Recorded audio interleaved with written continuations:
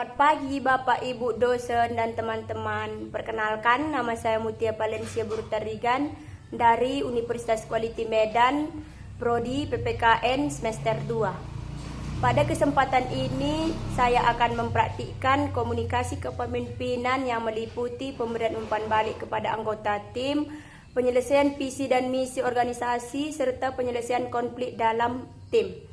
Dan di sebelah saya, perkenalkan, nama saya Beatrice Leonita Bristepu. Perkenalkan, nama saya Desi Monika Burtarigan. Selamat pagi teman-teman, terima kasih sudah hadir tepat waktu hari ini. Kita akan mengadakan rapat yang cukup penting karena kita akan membahas visi, misi, tujuan organisasi, pembagian tugas untuk program kerja serta evaluasi cara kita bekerja selama beberapa bulan terakhir. Saya berharap rapat ini menjadi tempat kita saling berdiskusi, bukan saling menyalahkan. Semua orang berhak menyampaikan pendapat dengan sopan dan saling menghargai. Selamat pagi Bu, saya setuju. Saya berharap setelah rapat ini kita memiliki arah yang sama sehingga pekerjaan menjadi lebih teratur. Selamat pagi semuanya. Saya juga berharap kita bisa berdiskusi dengan terbuka. Menurut saya, komunikasi yang baik adalah kunci keberhasilan organisasi. Betul sekali, organisasi yang besar bukan hanya karena memiliki banyak anggota, tetapi karena memiliki anggota yang kompak, saling percaya, dan memiliki tujuan yang sama. Sebelum membahas program kerjasama, mari kita mengingatkan kembali visi organisasi kita.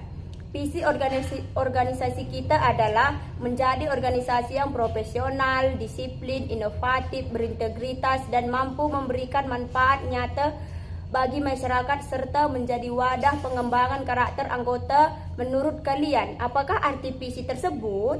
Menurut saya, visi berarti cita-cita besar organisasi.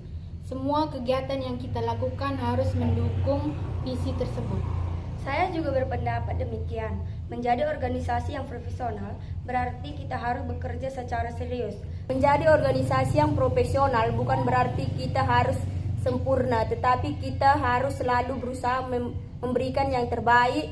Kesalahan boleh terjadi, tetapi kita harus belajar memperbaikinya.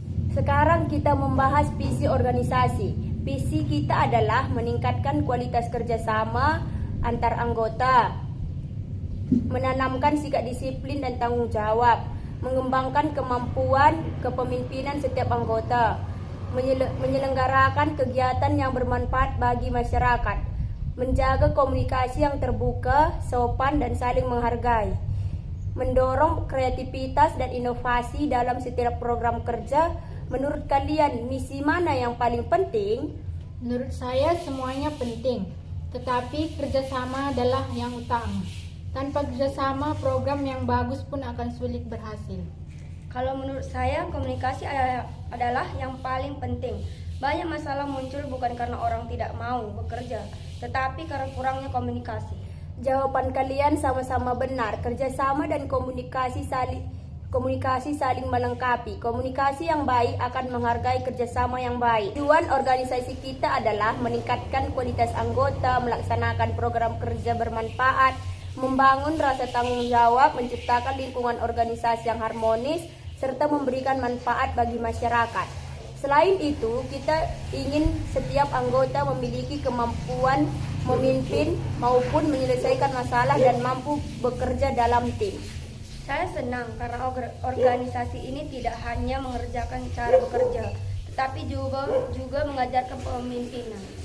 Betul, saya sendiri banyak belajar bagaimana mengambil keputusan dan bertanggung jawab. Sekarang kita membahas program kerja bakti sosial bulan depan. Beatrice, saya menunjuk kamu menjadi ketua pelaksana. Desi, kamu bertanggung jawab di bidang konsumsi dan perlengkapan. Saya sendiri akan mengawasi seluruh kegiatan. Apakah kalian siap? Siap Bu. Saya juga siap. Ingat, jika ada kendala segera sampaikan. Jangan menunggu sampai masalah menjadi besar. Bagaimana perkembangan persiapan kegiatan? Terus terang Bu, persiapannya belum berjalan sesuai rencana. Saya sudah berkali-kali meminta data konsumsi kepada Desi, tetapi belum saya terima.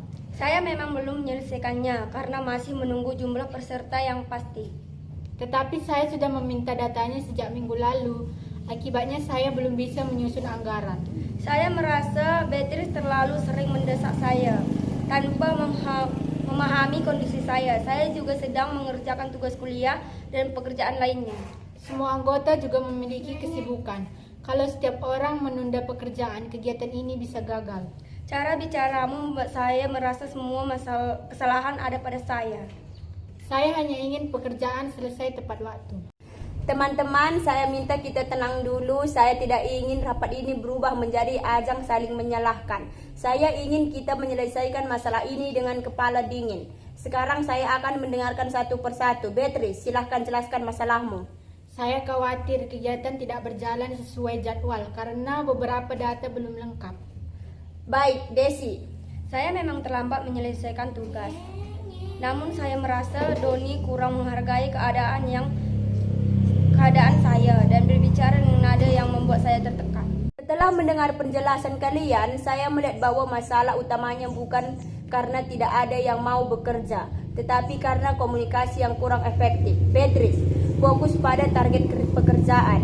Desi, fokus pada kondisi yang sedang dihadapi.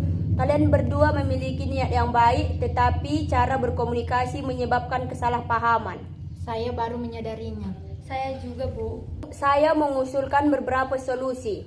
Pertama, setiap anggota wajib memberikan laporan pengembangan pekerjaan setiap 2 hari sekali. Kedua, apabila mengalami kendala, segera informasikan kepada anggota lain. Ketiga, gunakan bahasa yang sopan ketika mengingatkan rekan kerja. Keempat, fokus pada penyelesaian masalah, bukan mencari apa yang salah. Apa kalian setuju? Saya setuju. Saya juga meminta maaf pada Desi karena nada bicara saya kurang baik. Saya juga meminta maaf karena terlambat memberikan laporan dan kurang aktif berkomunikasi. Terima kasih. Inilah sikap yang saya harapkan dari anggota organisasi. Saya ingin menyampaikan satu hal. Menjadi pemimpin bukan berarti selalu benar. Menjadi anggota juga bukan berarti hanya menerima perintah. Dalam organisasi, kita belajar saling mendengarkan, saling menghargai, dan saling membantu. Konflik pasti akan terjadi, tetapi konflik bukan akhir dari kerjasama. Jika diselesaikan dengan komunikasi dengan yang baik, konflik justru membuat organisasi menjadi kuat. Mari kita pegang teguh visi organisasi, jalankan misi dengan sungguh-sungguh, dan capai tujuan organisasi melalui kerjasama yang baik. Saya percaya bahwa setiap anggota memiliki potensi. Yang lain kita butuh adalah komunikasi yang terbuka, rasa tanggung jawab, disiplin, dan semangat untuk terus belajar. Saya berharap setelah rapat ini kita tidak lagi rasa saling menyalahkan. Yang ada hanyalah semangat untuk memperbaiki diri dan bekerja sama demi kemajuan organisasi. Terima kasih, Bu. Saya belajar bahwa seorang pemimpin harus mampu mendengarkan dan menjadi penengah ketika terjadi konflik. Saya juga belajar untuk lebih menghargai cara berkomunikasi.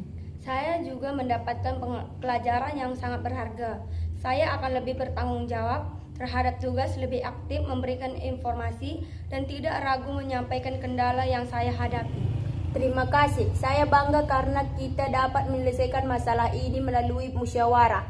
Mari kita buktikan bahwa organisasi kita mampu menjadi organisasi yang profesional, kompak, dan bermanfaat bagi masyarakat.